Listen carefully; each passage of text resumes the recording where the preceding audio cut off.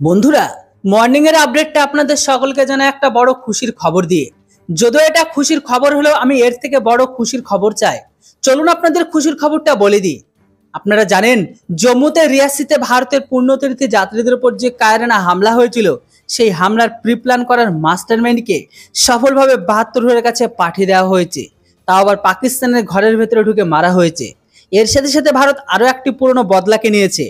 সবকিছু বলার আগে ছোট্ট রিকোয়েস্ট যে ভিডিওটিকে প্লিজ ঠাকাঠাক লাইক করে চ্যানেলটিতে নতুন হলে সাবস্ক্রাইব করুন, কারণ আপনার ছোট্ট একটি লাইক আর চ্যানেলটিতে সাবস্ক্রাইব করলে আমাকে ইন্সপায়ার করে এরকম টাইপের ভিডিও আপনাদের সামনে নিয়ে আসার জন্য।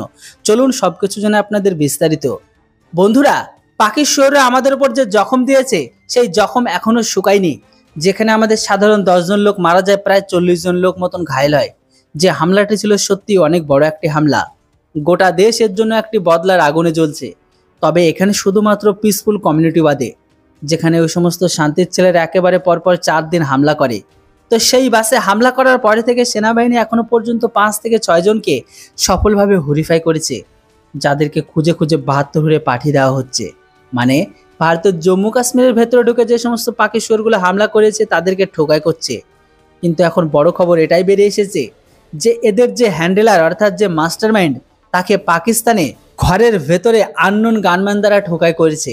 হ্যাঁ বন্ধুরা, কিছুদিন আগে জম্মু কাশ্মীরের ভেতরে অমিত শাহ মিটিং করেছে, আর সেখানে সিদ্ধান্ত নেওয়া হয়েছে যে রুলস চেঞ্জ, সবাইকে ঠোকাই।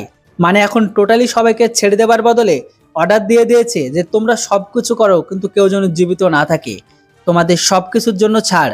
আর এটা জম্মু কাশ্মীরের ডিজি নিজে মুখে স্বীকার করেছে। শুনে নিন ওনার স্টেটমেন্টটা।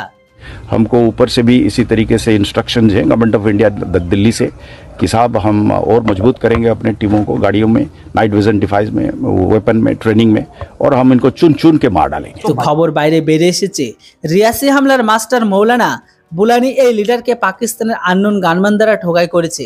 যদিও আজ থেকে দুদিন আগে পাকিস্তানের ইউটিউব এক চ্যানেলে এর সম্পর্কে বলে দেয়, তো সেই মুহূর্তে এই ব্যাপারটিকে নিয়ে কোনো ক্ল্যারিফাই ছিল না, আর না কোনো সোর্স ছিল। কিন্তু এখন সবকিছু পরিষ্কার, এমনকি ভেরিফাই হয়ে গেছে, সোর্সও চলে এসেছে। কোনো আননোন গানম্যান দ্বারা তার গেমকে বাজিয়ে দিল। এই ভাগড়া ছিল এই বাসে হামলার মাস্টারমাইন্ড। যদিও কিছুটা শান্তি মিললে এখনো পুরো শান্তি আসেনি আমাদের। ওপর দিকে অল আউট অপারেশন চলছে জম্মুতে। যতগুলো আতঙ্কবাদী বেঁচে আছে সবাইকে হুরিফাই করতে হবে। এর সাথে সাথে পাকিস্তানের একজন ফার্মার ব্রিগেডিয়ার, যিনি ছিলেন রিটায়ার, যিনার নাম আমির হামজা, যাকেও আননোন গানম্যান দ্বারা ঠোকাই করেছে। বন্ধুরা, পাকিস্তানি আর্মির এই ব্রিগেডিয়ার, যে ভারতের 2018 সালে বড় যে হামলা হয়েছিল সেই হামলার মাস্টারমাইন্ড ছিল, তাকেও আননোন গানম্যান দ্বারা ঠোকাই করেছে। আর এই সব কিছু করেছে অজ্ঞাত পরিচয় ব্যক্তি। বিশ্বের অনেক দেশ ভারতের এই কাজকে নিয়ে কান্নাকাটি শুরু করেছে। তবে যাদেরকে হুরিফাই করা হয়েছে তারা সব আতঙ্কবাদী, আর আতঙ্কবাদী কর্মকল্পের সাথে যুক্ত। তাই এদেরকে হুরিফাই করার জন্য ভারত সবকিছু করা উচিত। তো বন্ধুরা, এবার আপনারা বলুন, পুরো ব্যাপারটা জেনে আপনাদের কি মতামত সেটি অবশ্যই কমেন্ট বক্সে লিখে জানান। আর আপনারা যদি খুশি হয়ে থাকেন তাহলে কমেন্ট বক্সে লিখে কেউ জানাতে ভুলবেন না। Thanks for watching. জয় হিন্দ, বন্দে মাতরম।